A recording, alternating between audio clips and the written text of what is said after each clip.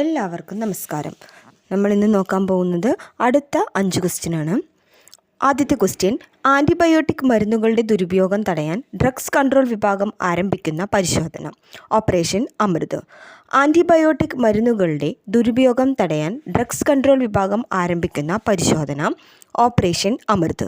സാഹിത്യത്തിലെ സമഗ്ര സംഭാവനയ്ക്കുള്ള professor MK Sanu പുരസ്കാരം ലഭിച്ചത് ആർക്ക്?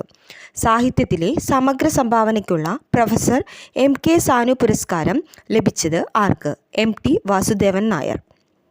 മൂന്നാമത്തെ ക്വസ്റ്റ്യൻ, ഇന്ത്യയിലെ ഏറ്റവും വലിയ കടൽപ്പാലം സ്ഥിതി ചെയ്യുന്നത് എവിടെ?